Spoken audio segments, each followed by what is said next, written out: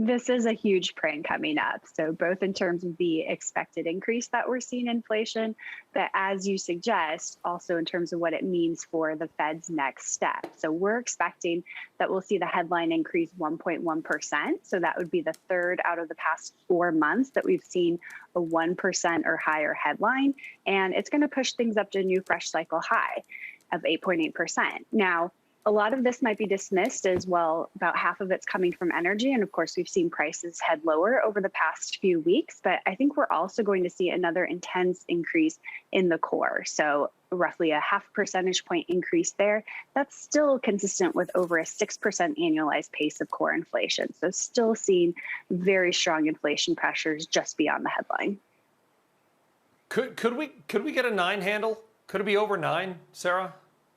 I think it certainly could be. So there are some areas where we've seen, still very intense demand for travel services. So we're expecting a noticeably more modest gain in things like airfares just after how much they've already risen over the past 2 months. But there's certainly a lot of momentum there that we've seen. I think a lot of forecasters are expecting some moderation in goods prices as we have seen demand in those areas cool and anecdotes of inventories beginning to pile up, but we haven't seen that quite as much in the data. And so I think that it's very possible with just a few shifts in just a couple components, you could potentially see a 9 handle in today's print, but that's not quite our base case, but still 8.8%.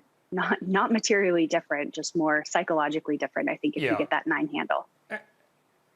And of course, this number is backward looking. We get it. And of course, there's going to be those who dither with the way that the number is actually made up, that it's not reflective of real life. I get all that. Let's try to find a little positive in that. And I'm looking at commodities every day, and a lot of commodities in the food, we're going to talk about food in just a second, but a lot of the food-based commodities, the grains, some of the metals, they've come down considerably in price. At least their contracts, futures contracts have, in the last couple of weeks. Are you seeing any kind of a rollover there, Sarah? Yeah, so I think importantly for what consumers are paying and what it means for the July CPI data is that we've seen gasoline prices come down roughly 5% since their peak in mid-June. And so that's pointing to at least some of the reversal in the energy increase that we'll see in today's print. That's something that feeds through immediately to consumer prices and consumers' wallet. I think some of the pullback we've seen in energy services related to the natural gas prices, that takes a couple extra months to show up. So that's maybe more of a story for late summer in terms of the CPI data, and perhaps even a little bit longer when it comes to the pullback in agricultural prices. So there's a little bit longer of a lag between when those prices start to come down and when consumers feel relief at the grocery store. But importantly, they're moving the right direction.